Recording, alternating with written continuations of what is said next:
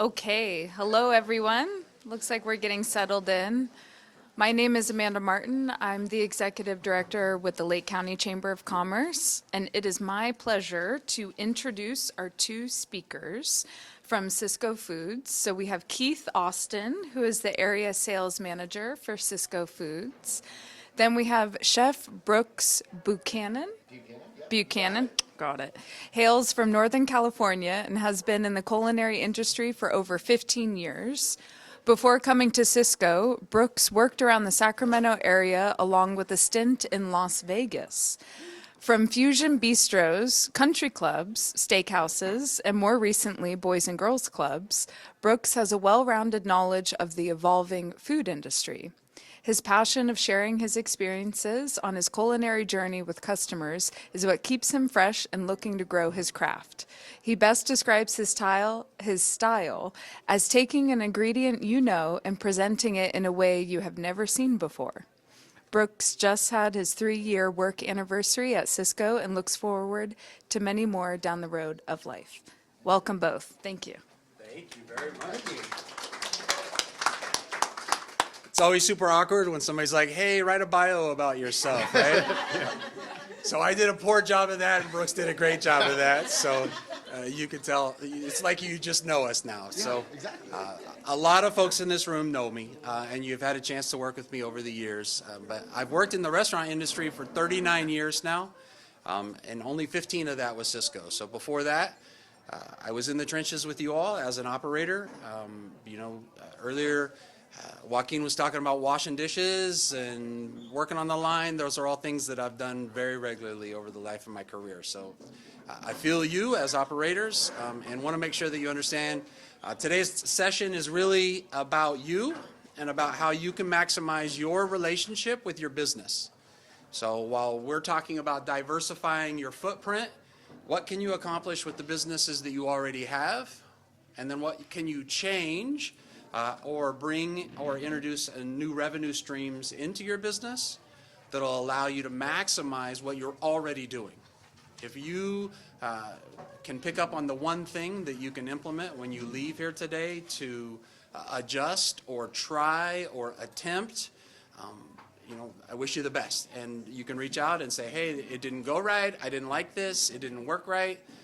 It's going to be all about you making sure that you're trying and making sure that you're putting forth the effort. Don't let me stand in front of a room and tell you what you need to do with your business, because that's not a position I'm trying to be in. But I would love it if you would do something successful with your business, even if it's the smallest change that you want to do. That's why you're in the business.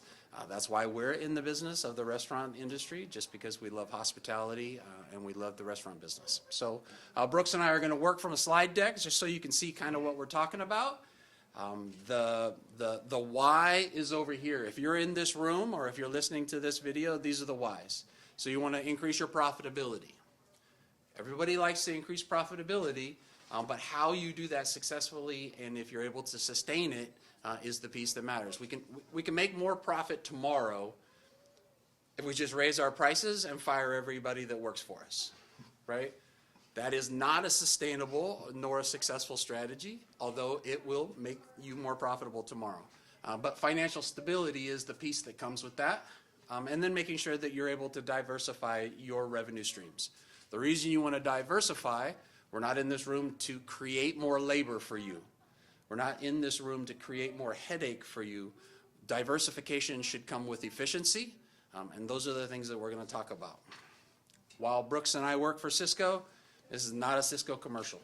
This is a conversation between you and I and you and Brooks about what's it going to take. What do you want to do differently with your business when you walk out of this room today? How can you become more successful, more efficient, and more profitable? We want to improve the customer experience. When I started working for Sysco, the reason I did that was so that I could touch more operators in their businesses and feel like I had a bigger impact than what I was doing in my own position or my own job. Here in the Lake, I worked at the casinos as the food and beverage manager and director for different programs. But that was all I could do, was perform and execute there. When I became able to work for Sysco, it was how can I make a more positive effect at some of your restaurants that are in here today. So That's the goal. But the customer experience is what's at stake for Lake County. If we don't have an elevated customer experience in Lake County as a whole, we will continue to not have enough bodies to fill the seats in all of the restaurants that are represented here today. So making sure that we can grow the customer expectation and the customer experience is the goal for today as well. And then lastly, Brooke's favorite one. Yes. Have some fun. Have some fun. We, as people that work in the restaurant business, you know, we work so hard day in and day out. And I always say, if you can't have fun at work, you know, why are you doing it? And that's what food is. Food is fun. Being in the restaurant is fun. It's like having a second family. So that's something that I've always preached in every kitchen that I've worked is bringing in a positive attitude. You know, as I always say, it doesn't matter if you're my sous chef or my dishwasher. I go to battle for everybody. So if the dishwasher's slammed, I'm going to hop in there and do dishes. If the line cook's getting destroyed back there, I'm going to hop over on the other side. When you lead by example, that's how you get everybody to buy into your building. And if, as long as you have an army behind you that's ready to go, like I said, it makes your life a whole lot easier as operators. Cover the pieces that you're going to speak to in the next couple of slides also on the side pieces. Yeah, so, you know, 4 things that just, you know, from a chef. You got to come up closer to the microphone. Sorry. Sorry about that. All right. So, so 4 things that I'm going to kind of cover, you know, from a chef perspective is, you know, when we think about Lake County and tourism, obviously the wineries are a huge draw. So, you know, becoming, you know, partnering with those local wineries, you know, that are around your area. Another one is cooking classes. You know, everybody's wondering more where their food's coming from and how it's prepared. So that's another thing that you guys can capitalize on. Limited time offers. It's the way to, you know, create some buzz around your building. And then also give your back of the house staff, you know, a little bit more ownership in there. And like I said, having fun at the end of the day. And then the last one is a little social shout out of the month. Like I said, you know, social media is a great way. It's free advertising. And it's just something that's not going away in our industry. 4 out of 5 customers that are going to go out to eat search Google before they go out. So if we know that, you know, the buzz is going around of people going on the internet trying to find where their next bite is, you know, a little picture and a little description can go a long way for, you know, somebody deciding to come to your establishment. Yeah, awesome.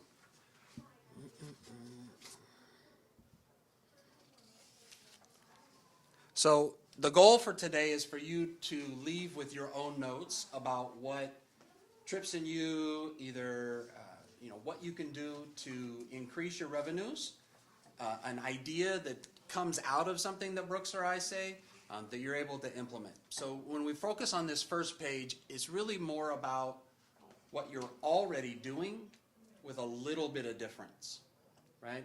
So immersive dining, we know that the trend or what customers are looking for now is a why behind their eating, not the what behind their eating. So they already want to eat. They've already made that decision to do that. Why are they choosing your location or your restaurant or your business? So the first kind of thought process is some immersive dining that changes their experience. The first one being a dining pod. So kind of recall, I don't know if as restaurateurs you saw in COVID, they created these plastic tents where your customers could eat in them, right?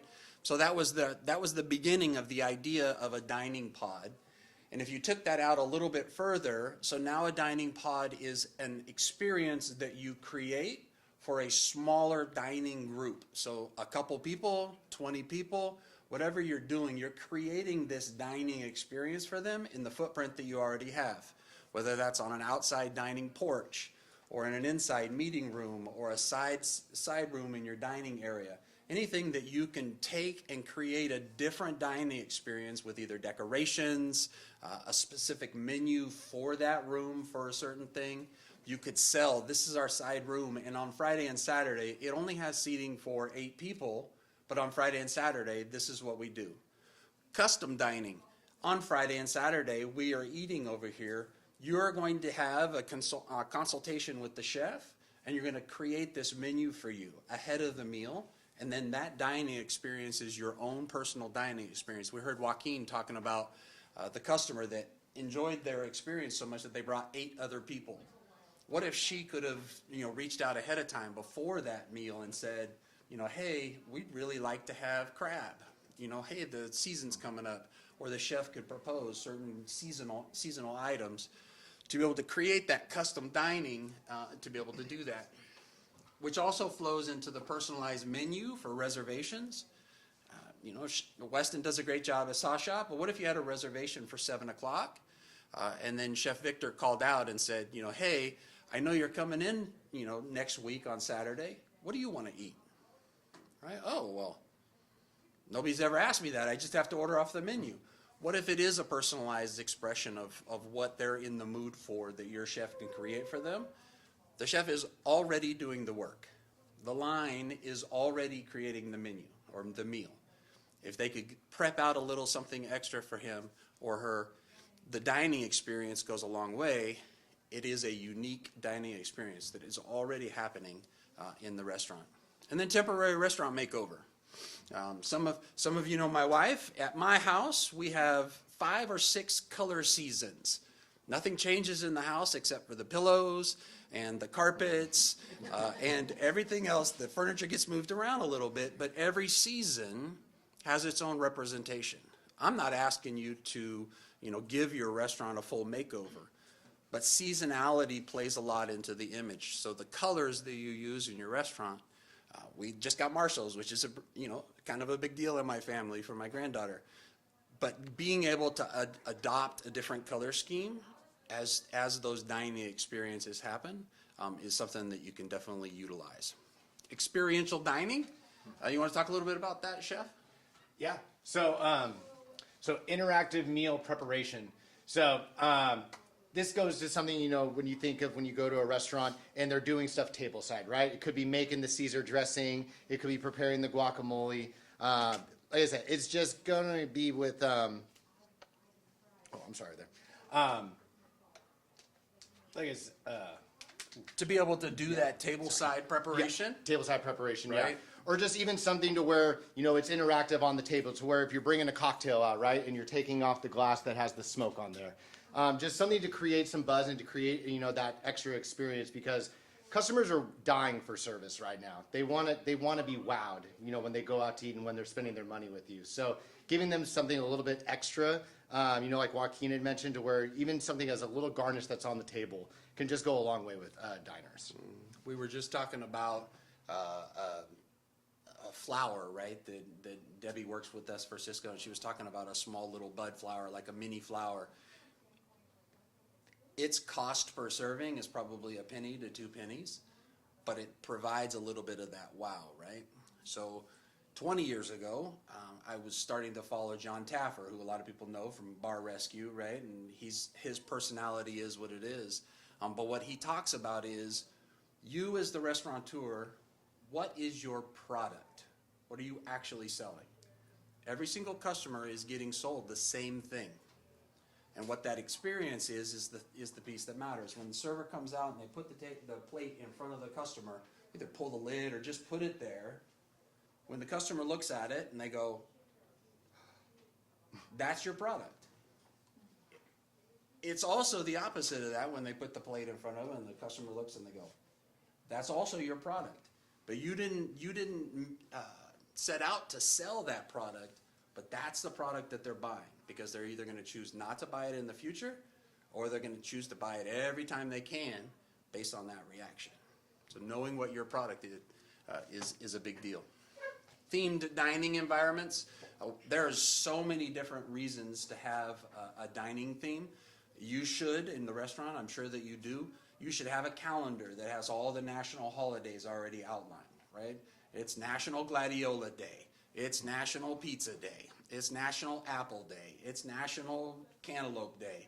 You can build a dining experience around all of those days, and it's giving you a reason to celebrate, or a story to tell, or a product to wow them with. Unique service nights.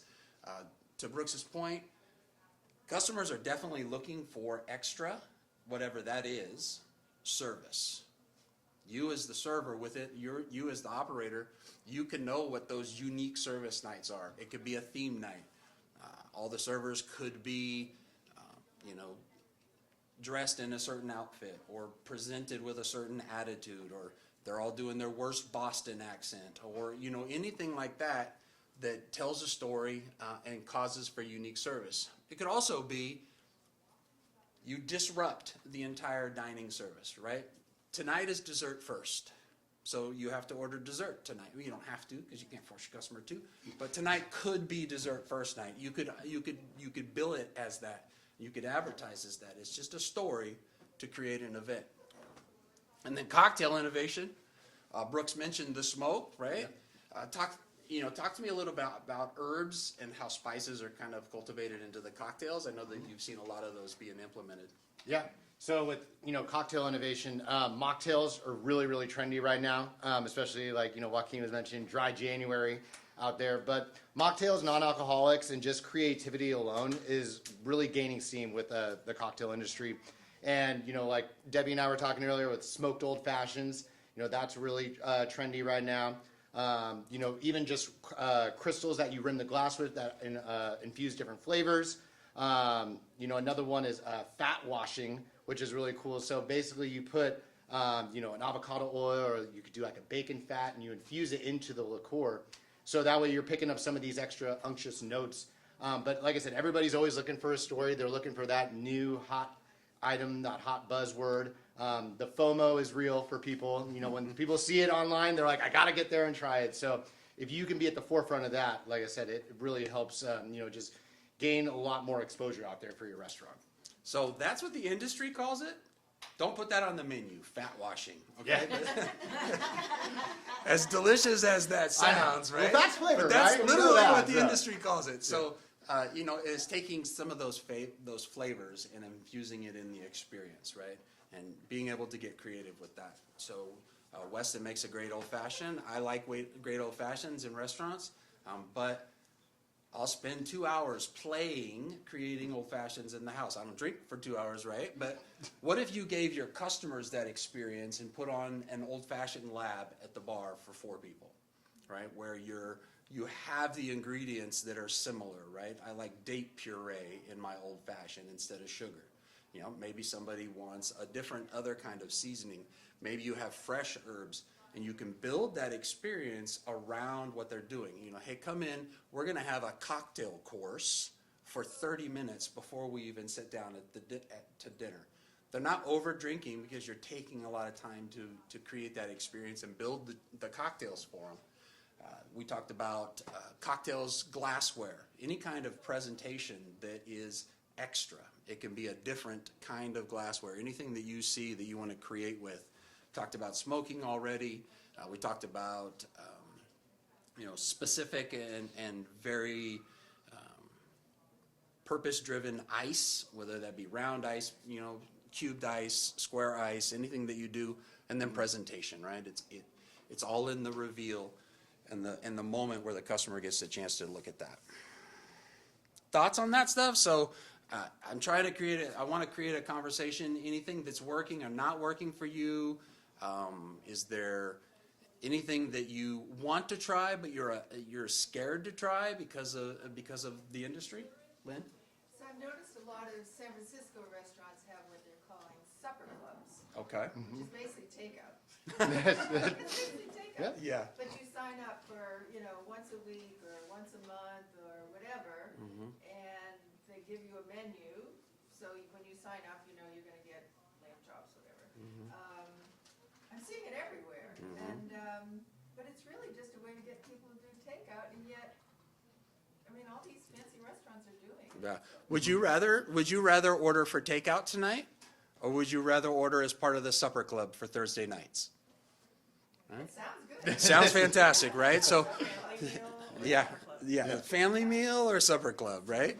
And I've been instructed to repeat the questions or the comments to a degree, and Lynn was asking about supper clubs and about how that's been reworked in some of the city areas as a way to have takeout, but you sign up ahead of time, right? Or you're on a subscription service it's a too. Tuesday night or a Wednesday night, and I assume, pick up 5 to 9, so your kitchen's not busy on a Tuesday afternoon probably. Exactly. It's a way to generate business on a slow night. That's exactly right.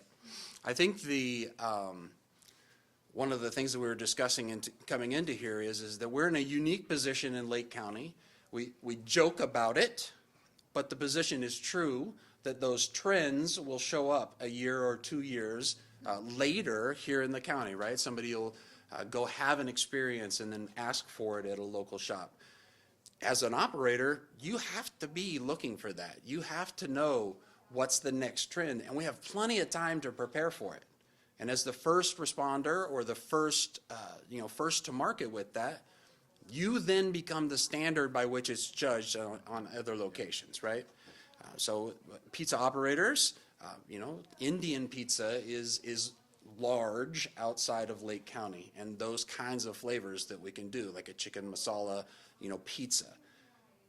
If you're the first one to the market and you execute it well, then you are also the person that it's judged by. And so other people, will compare you if you're the first to the market for that. Other food fusions that happen with that way. There is a reward for being first to the market. Other comments? Take it away, Chef. Cool. All righty. So, like I said, getting creative to diversify the footprint. So, like I said, Lake County, great for wineries out here. So like I said, let's tap into that market and into that business. So that could be something to where, you're doing it on a Tuesday night where you're slower. So you're inviting the winemaker, and it could be highlighting one of their new releases. And then, allowing your chef to work with the winery to create, a cultured, menu for that presentation. Or it could even be something to just, you don't even have to do a pairing. It could just be even a workshop of knowing how this new wine is made. But then, still getting some extra foot traffic that's within that building. Does anybody work with any wineries around here? Do you guys sell wine in your establishment from the local wineries around here? Exactly. Then you do right now? Yeah? And so have you guys ever done any workshops or done any wine dinners with any of these wineries around here before?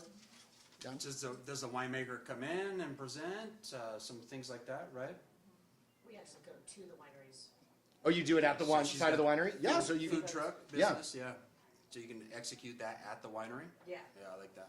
Yeah. Then it's just a full body experience. So cooking classes. So this is one that I used to do at one of the restaurant that I worked at in Vegas. It was a country club, and what we would do is on Monday nights. We were in a pretty good community with a lot of houses around there and a lot of old retired people. So they would actually come in and we would do a cooking class every Monday. So it would always be something that would be inviting. We'd do it out in the dining room. And like I said, it's just, you get to know your community a lot closer, and then they get to know you and know your operation. And it really just, solidifies, what a restaurant is about. When somebody walks in and you know them by the first name, and, they always sit at the bar, at 5 o'clock when they come in to see you. And that's what the true dining experience is about, is feeling like your family with that. So cooking classes are a great way. And it also, switches it up for your staff too, to where you're not just doing the, running tables and everything like that. It's nice to keep them fresh and keep them, engaged, and it gets them excited with it. LTOs. I think LTOs are probably, one of the biggest things to take advantage of in the restaurant business, because it allows you to allows you to get out of your box and be creative. If you have a menu that you've had for the same 10 years, sometimes we get a little bit of tunnel vision, so it's nice to open up our horizons and just step out of our box and maybe do something a little bit different. Or maybe there's something that inspired you when you went out of town and you're like, oh man, that dish was so awesome, I want to bring that back here. So even just doing a little bit of research and seeing what's out there and that excites you, and as long as you bring that excitement to the restaurant, your customers are going to really receive that. What's an LTO again? Limited time offer. Little, sorry. Yeah. So what is an LTO? So it could be a variety of things. It could be a monthly special, could be a weekly special. It could be even something like a social media special. If you put it out there on Facebook that, hey, mention this item, to, be able to purchase it. And once again, the kind of the FOMO thing. We have 25 of these today and we sell it when we sell out. Once again, creating that buzz to where I got to get there before everybody else. The FOMO is definitely real, right? And let's make sure that we know limited time offer doesn't mean discount. Yeah. Right? Discount is the kiss of death when it comes to either in your industry competing with other folks in your same screen. If you discount your stuff on Tuesdays and you're like, hey, this is our limited time offer, guess when I'm going? Tuesdays, but that just means I'm not going on Fridays now, or I'm not going on Saturdays, right? Because you've made it more affordable for me to shop on Tuesdays. Your attraction to send out an LTO on Tuesdays should be, Keith, you need to come on Tuesdays because you can't get this on Friday when you're going to come back also for your regular stuff on Friday, right? Or the dining pods or those kinds of experiences. Yep. Chef, back on cooking classes, one of the things that you brought up was what if you integrated the customer into the kitchen with some of your processes for some of your unique items. This is how we make our dough, for instance, or, hey, this bread that we bake every day, this is how we do that, or how we execute on that. It doesn't have to be every time, once a month, once a quarter. For some of your better customers, they want to feel like they're also part of the team, and when you can share those techniques with them, talking about on the unique preparation meals, maybe we're having lunch, but it's a 4-hour lunch.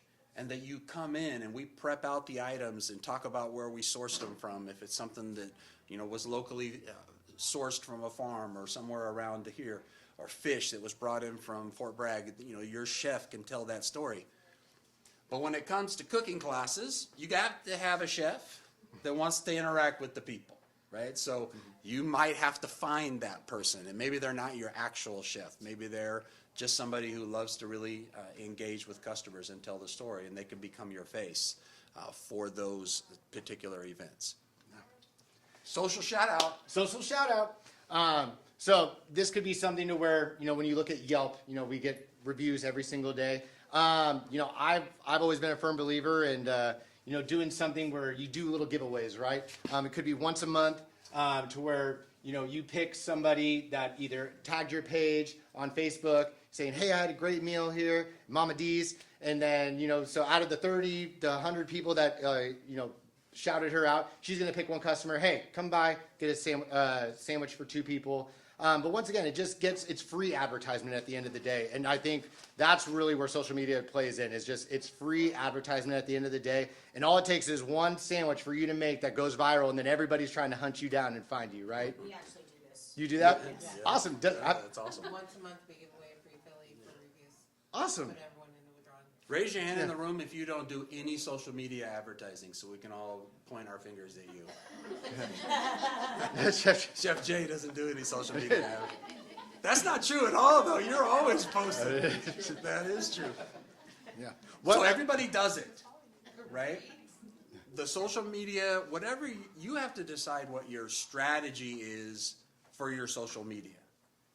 And then allow for it to fluctuate a little bit, right? If somebody comes up to you and says, hey, you're posting too many great pictures of food, I dare you to get to that point first so that you can start to change, right?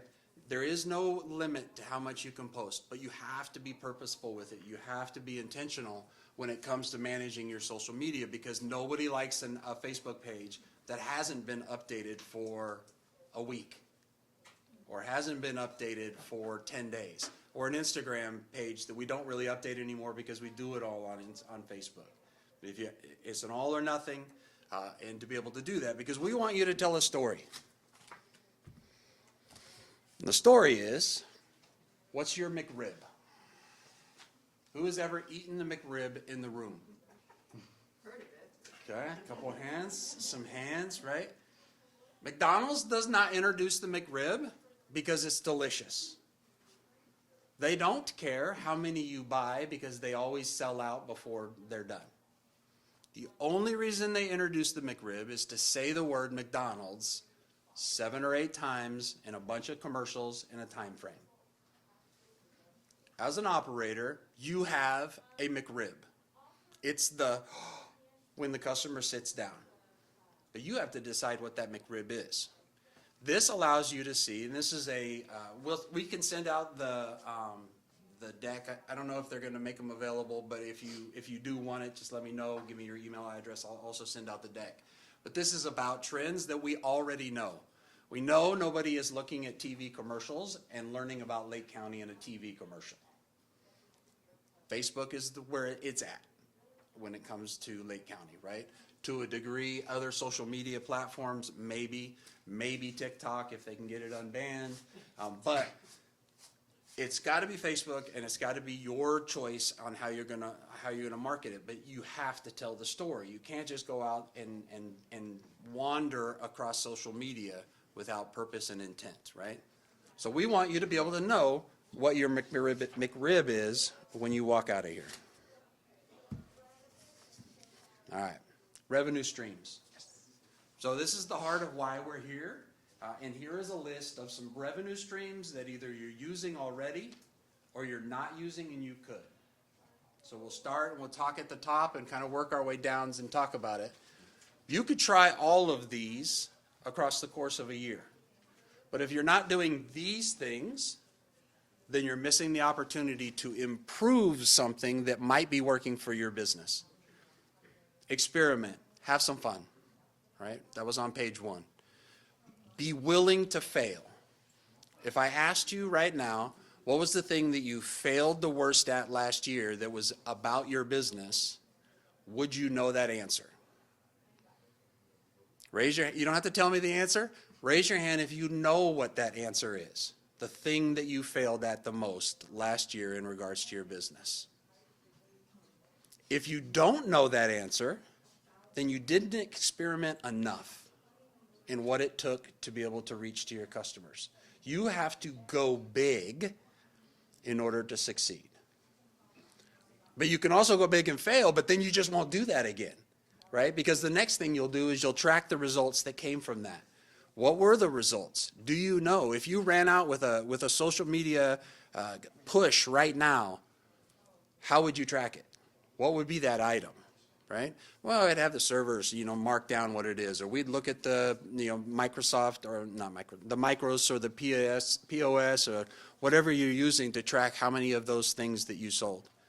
Evaluate, did it send the right message? Was it a good story to tell? Don't be afraid to pivot. Hey, we needed to change this item. We could do this differently.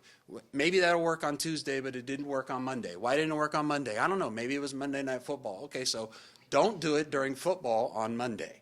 Monday's the right fit, but not because it's Monday Night Football. And then invest. You have to invest your time and your effort. The reason you're in the room is because you care the most about your business out of everybody that's working there. Right? You might have servers that love their jobs. You might have cooks that really appreciate you for providing the work for them. But you're here today because you care the most about your business and you want to see it succeed. Catering. Lynn talked about supper clubs. That's what catering can be. Catering is not always, off-site and I got to send 4 people to set up and cook and perform. Catering can be large menu, large meal purchasing, right? How is your to-go packaging look? How are you presenting that to the customers? Are they able to, when they get home and they pop the box, are they like, or are they like, ugh, right? Because that's the product that you sent them home with, and that's the experience that they're going to be able to do. So getting good at doing your to-go, getting good at performing that when you're not even around, right? Because they're at home and they're doing that. Event dining. So F to F is farm to fork, right? Is the idea that your sourcing of your materials is something that is a story that you could tell. It could be your McRib. Have you ever worked with anyone that was just like super, super farm to fork and didn't want to let anything in on the side? How did they execute against that? Like, it's tough, right? It can be one item. It can be a lettuce. It could be an apple. It could be something that you sourced from somewhere, anywhere, and to be able to tell the story on that. Menu switch up is really going to be about, don't be afraid to change your menu completely. Just say to your staff or to your cooks, hey, we're going to take this menu, we're going to throw it in the garbage and just change the whole thing. I don't want this in this section. I don't want this in this section. We're going to pare down the menu super small. We're going to talk about that in menu trends, and then being able to work with that. Online ordering. Raise your hand if you have online ordering. Got to have it? Have you ever ordered on your online ordering platform? Okay. You have to know what that experience is like for your customers, right?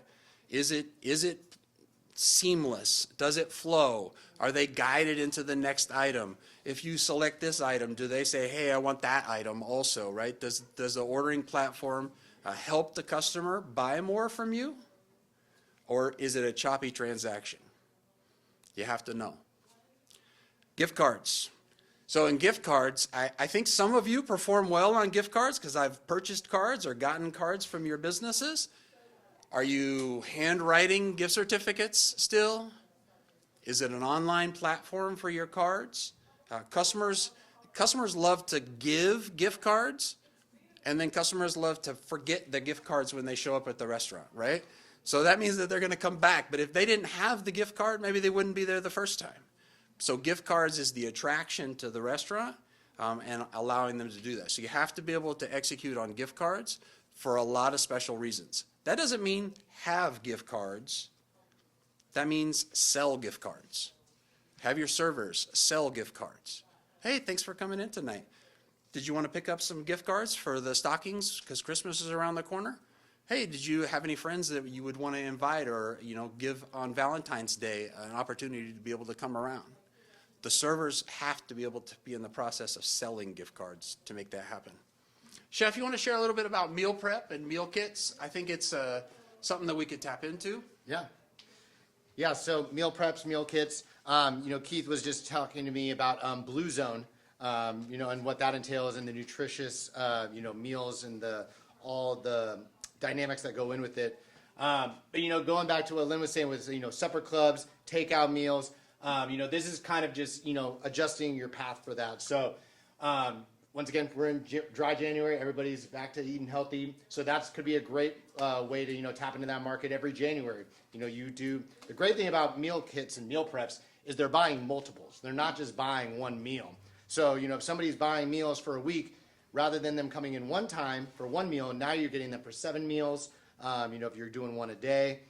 And then you're doing it all at one time. So there's less labor involved as well, too. It's just like if you're doing catering, if you're cooking for 50 people and putting it in a container to go, it's the same amount of labor that you're doing, just making it one time in the restaurant. So you're increasing your profitability on something like that. And once again, this just gives you extra freedom, as a chef and an owner to, hey, maybe we're just a pizza place or maybe we're just an Italian place, but, during these lunch pickups for meal kits, we can step outside of our box and be known for something a little bit different. Once again, just diversifying what you can offer to your clientele. Mm-hmm. Yeah, I like that. We have pizza operators in the room.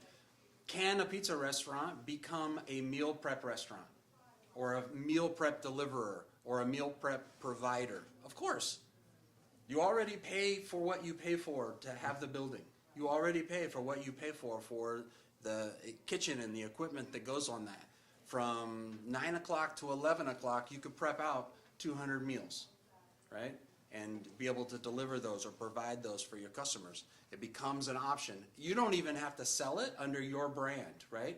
With the creation of ghost kitchens and virtual kitchens that we'll look at here in a second, it allows you to expand your offerings without even changing the offering that you have now.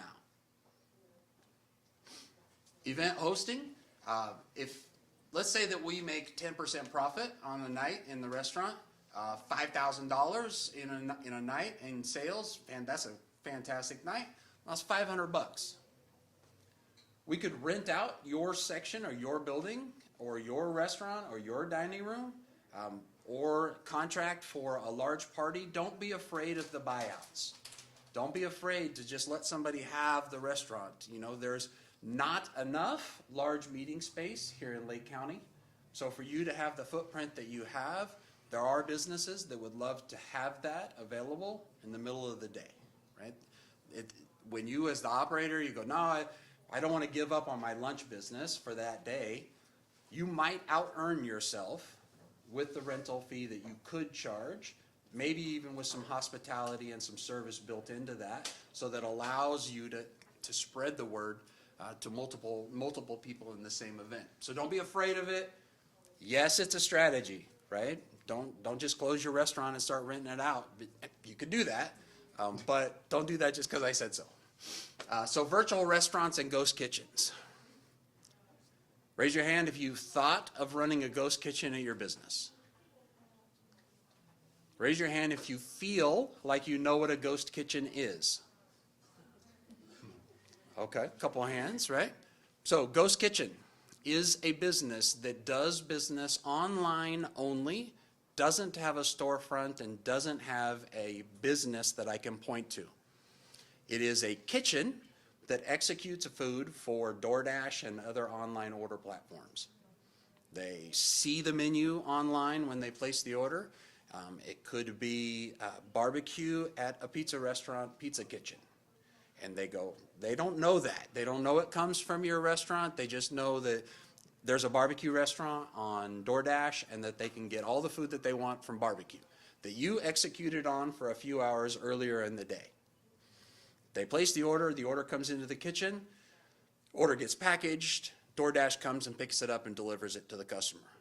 You are judged purely on the brand, the branding, and the food, and how you executed that service. It is a great way for us to be able to diversify what you're already doing in the footprint of your kitchen. I actually have a customer over in Orville. So they're a fried chicken joint, and they're called Yeti Wings. And they actually do a ghost kitchen as well within their establishment, and it's called PJ's Fried Fish. So they kind of are capturing two different markets, but just utilizing the same space, and all they are doing is just adding one extra seafood fryer. So very little investment into it, but now being able to capture two different markets within the same space. So that's kind of where a ghost kitchen can lend you to extra revenue, extra exposure, but you're still within your same footprint. And it's just a name creation, right? You're not a second business. You're not any of that stuff. It's just registering with DoorDash. So rounding out the standard list, comedy night seems to be making a resurgence in some of the pubs and clubs and things like that in the city. There's a lot of people that want to be funny. So just make sure that you have a right association with a promoter or somebody for a contact. Open mic, anything that you can create is part of that story. Don't be afraid to do that. Manage it well. Don't have people acting crazy. Community events is where we kind of shine in Lake County when we have street fairs and things like that, right? And we have a lot of operators who are very comfortable operating on the mobile, right? They do a great job when they're there and they have the pop-up tent and they have their cooking stuff. If you want to participate that and you're a brick and mortar restaurant, you also have to be good at executing, because what you don't want to do is show up and say, hey, I'm so-and-so, people are going to come get my food, and then you've poorly executed on it because you're not used to doing that in the mobile situation. Because now your name is at stake. But you could show up as your ghost kitchen and execute that food. And then say, hey, if you want to order, here's cards, right? We're on DoorDash, and you could order from us. It could be a way to expose yourself. They say, oh, well, aren't you the burger place around the corner? Yeah, of course I am. But we are also doing this now. Oh, that's great. I really like your food. We are running slim on time. So when it comes to menu creativity trends, brunch dining is something that's catching, because what it allows you to do is it allows you to introduce a breakfast item to your menu if you're a lunch place without having to provide the standards. You don't have to have eggs and bacon. You could have some other savory concoction, birria and eggs, machaca and eggs. It allows you to use some fusions without being committed to having somebody that knows how to flip 400 eggs in a day, which is terrible. They're hard to find. That's true. Customizable menu options. So this is build your own. What build your own isn't is a server firing 5 or 6 different questions, right? Oh, do you want cheese? What cheese do you want? What cheeses do you have? Oh, I don't know. Let me find out. How do you want the burger cooked? Oh, I want this. Do you want fries or do you want onion rings? That's not build your own. That's interrogation to try and order a meal, right? Build your own is, I want this protein and I want this starch that's offered tonight. Instead of the mashed potatoes, I'd love the fingerling roast, right? And then on the vegetable, I don't want the asparagus. I'd rather have the string beans, right? And I want the pork chop instead of the beef fillet, right? It allows the customer to have the flexibility of control, and they will like their dinner more when they are the ones that ordered it, to a degree. So allowing them to build it. So it's kids' menus for adults, right? That allows you to be able to be in charge of that. And then obviously for pizza, flexible flavor fusions, being able to introduce a sauce changes everything, right? And it allows you to present and tell a story on a McRib for a sauce that you were able to integrate and to be able to bring in differently. Lastly, remove the appetizer word from your menu. And the reason is because if I'm ordering food, I don't order based on it being an appetizer. A lot of times I'll order an entree as an appetizer. But once you miss the appetizer round, you're not ever going to order it again, right, throughout the meal. So changing it up and having small plates, starters, getting to know us, whatever that might be as a menu item. Only 7% of menus nowadays have the word appetizer on them, right? Because people like small plates as entrees also. I'll just order all of the small plates and consider that my meal. And then smaller standard menus, have 6 or 7 core items and introduce 6 or 7 specials that you're going to run. Don't call them specials, call them chef's choice. You can call them seasonal favorites. You can change the language to that. There's really no reason to have an expansive menu. It creates misguided ordering. The customer makes the wrong choice and it's their fault. And then earlier we talked about the pizza. Have you guys ever sold a pickle pizza? Dad like a cheeseburger pizza with pickles on it. Nope. Apparently it's a thing, right? It is a thing. So pickles, only pickles. That's it. Pickles and cheese. So this is a thing called a menu adoption cycle. Down here in the green, this is the frontier of menus and items and trends. This next stage is, yeah, we've had some of that. This next stage is, it's everywhere right now. And then this stage is, I'm so sick of hearing about that, right? So I'm happy to provide these for you as well. I have one for appetizers, one for breakfast proteins as well. The one that you can't see is birria. Yeah, right? It's right here. But if you don't have it, and if you haven't risked it, and you haven't introduced it or found a way to introduce it, what you're missing out on is being on this side of the curve, right? You want to be the first here. You don't have to like birria to sell birria. Do you have a birria pizza? We will now. Yeah. Do you have a birria sandwich at Mama D's? No? You got to have the consommé. This is what it's called, right? Yeah. So you got to know these things. You got to be able to stay up on these as well. So we'll continue to, to look at that. Also in here is going to be 10 trends for the year. The one thing that we made Brooks look up was pickles, which is a spicy Haitian pepper. And so these are things on trend.